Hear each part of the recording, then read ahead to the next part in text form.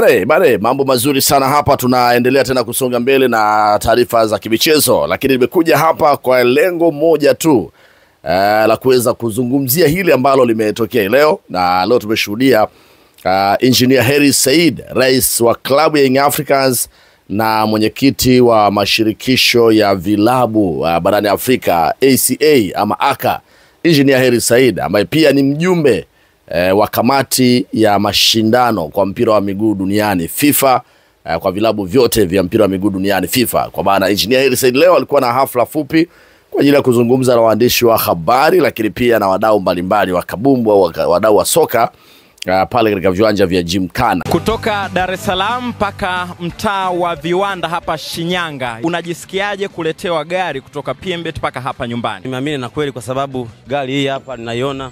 Kwa hiyo kinachoonekana mtandaoni sio ni uongo, ni kweli kabisa. Watu tucheze. Mchezo gani pendwa sasa katika tovuti ya PMbet ambao umekupa huenda ushindi huu wa Toyota Harrier?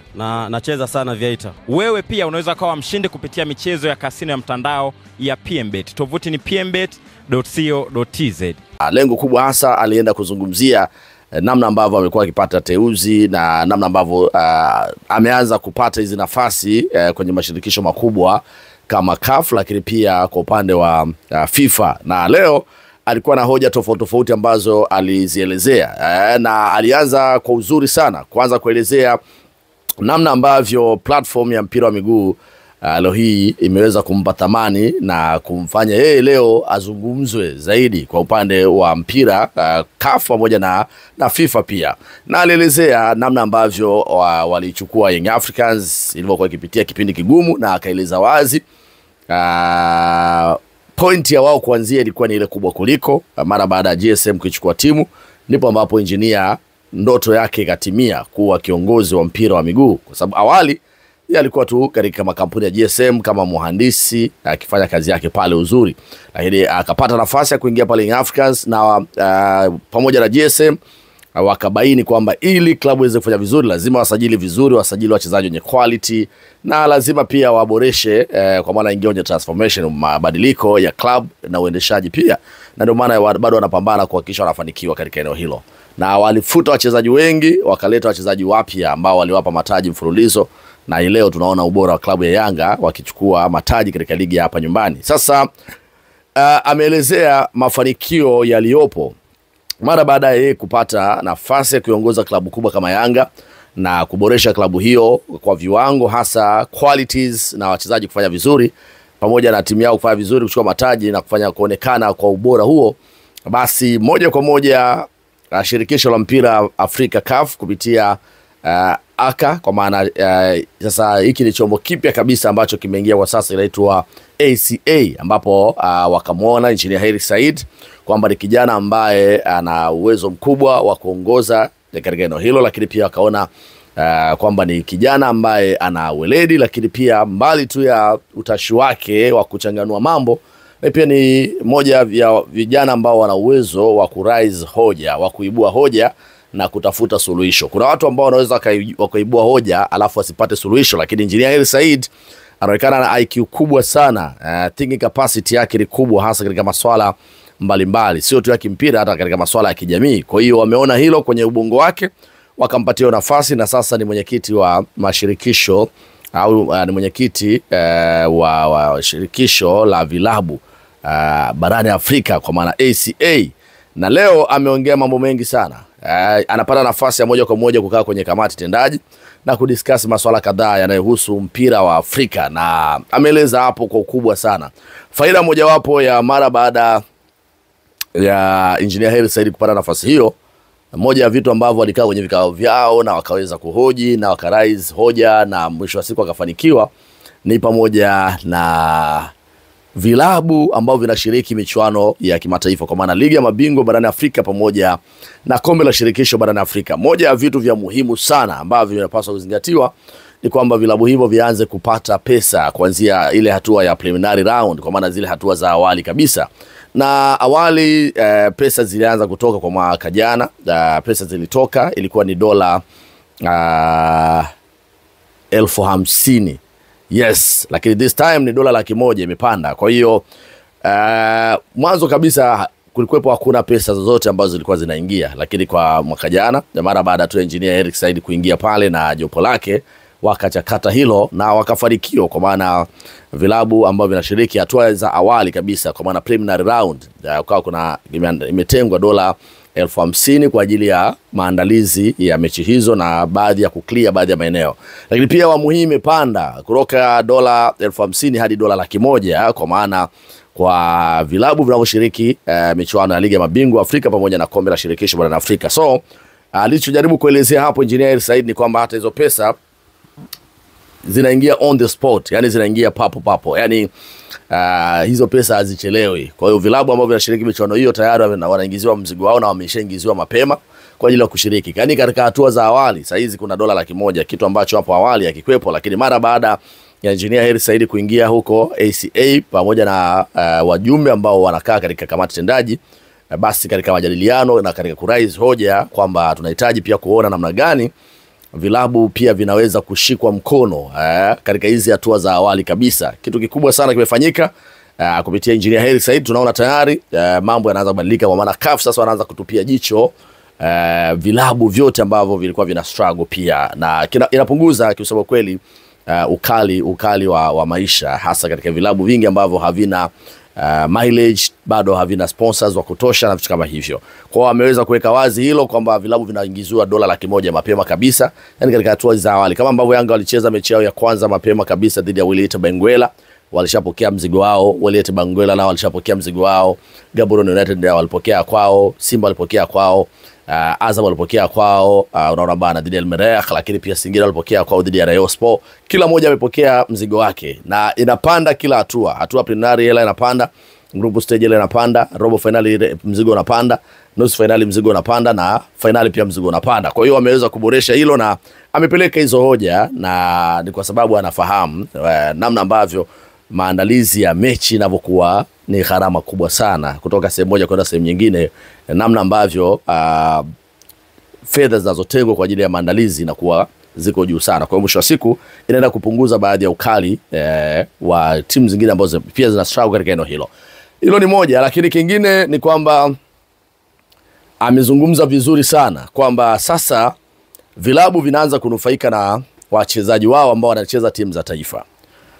Kwa nini? Kwa maana kwamba kila timu ambayo inamtoa mchezaji anaenda kucheza kwenye timu yake ya taifa, kwa maana klabu inayotoa wachezaji wanaenda kucheza timu ya taifa, hasa kutafuta tiketi fulani kama hii World Cup qualifiers, basi lazima wapate pesa kiasi fulani. Na hata kama ni michuano ya CHAN, kuna namna ambavyo lazima iboreshwe. Hata kama ni michuano ya AFCON, lazima iboreshwe, vilabu vianze kunufaika na hao wachezaji. Engineer Hersi Said nimekubali sana katika moja ya vitu ambavyo ameviongea leo ni pamoja na vilabu vimekuwa wao ndio wanasajili wachezaji. Kwanza wanawafanyia scouting, wana scout wachezaji, na mara baada hapo wanawasajili. Unavyosajili wachezaji kuna kulipia vibali, work permit na kila kitu, vibali vya TFF ili CAF pia mambo yaende sawa, kila kitu lazima walipie wachezaji. Utawalipa mshahara wachezaji, utawalipa bonus wachezaji, lakini pia utahakikisha wachezaji hao wanalala pazuri, kwa maana kwenye apartments, wanapata usafiri, wanapata kila kitu wanachostahili. Mchezaji akiumwa au akiugua au akipata majeraha, klabu yenyewe ndio iko responsible kwa ajili ya kuhakikisha inamtibu huyo mchezaji. Lakini haya mambo hayakuzungumzwa, pengine hata kama alizungumzwa, lakini yalikuwa hayawezi kufika kwa lengo au kwa wahusika, kwa maana hapa Afrika Mashariki ilikuwa ni ngumu kwa sababu hatakuwa na sauti ya mtu ambaye anaweza kutusemea.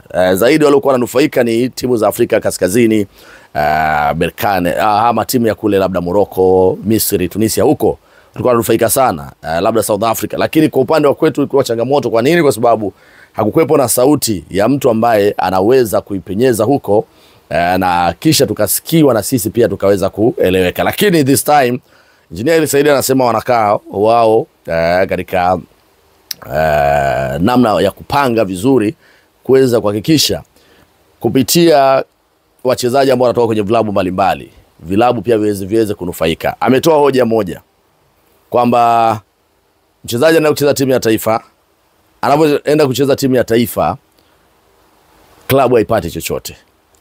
anaenda kwenye michuano let's say labda ya CHAN, kama ambavyo uliona maandalizi yalifanyika, walienda karibia mwezi mzima alienda kufanya kambi kule nchini Misri pale, na wakatoka wakaingia tena kwenye michuano. Kwa hiyo kwamba club kama club haijamuona mwajiriwa wake, yani klabu imemwajiri mchezaji lakini ametumika kwenye timu ya taifa ya Tanzania kwa muda mrefu, hajapata muda wa kupumzika, na ligi iliisha mwezi wa 6. Unakumbuka mechi yao ya Simba na Yanga, mambo yalivyokuwa, sio? Lakini hapo wachezaji hawajapata muda wa kupumzika, ligi ilikuwa ndefu sana.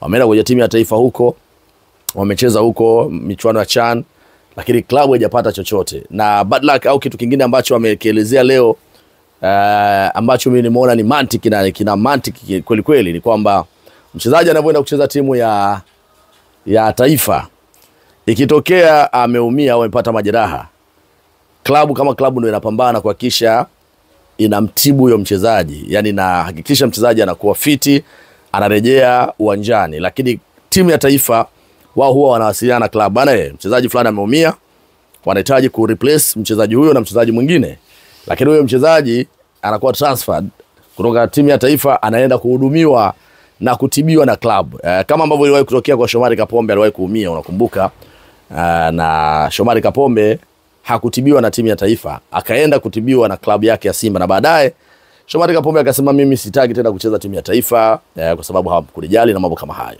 Kwa hiyo Engineer Hersi Said amesema kwamba wataenda kuweka mikakati thabiti kwamba mchezaji anapocheza timu ya taifa, kama klabu pia wanapaswa kuingiza chochote, kwa sababu mchezaji ni mwajiriwa klabu, na anapopata kuumia mchezaji, klabu ndio inapaswa kuwa responsible kwa ajili ya kuhakikisha inamuuguza mchezaji na anapona, anarejea kwenye ubora wake, kwa sababu klabu ina malengo na mchezaji, klabu ina malengo na michuano tofauti kwa ajili ya kuweza kupush na kufika sehemu fulani. Sasa kama mchezaji atacheza timu ya taifa na itakayokuwa ina benefit ni timu ya taifa, kwa sababu tumeona hii michuano, amesema hapa kwamba michuano ya CHAN, michuano ya AFCON na michuano mingine yoyote, na hii World Cup qualifier ina washirika, kwa maana wadhamini ni wengi ambao wanapeleka mzigo pale, watu wanaenda kuweka hela, si ndio? Sasa kama wanaweka hiyo pesa, wanaonufaika ni wao, lakini vilabu havinufaiki na chochote, na vilabu ndio vinavyomiliki wachezaji.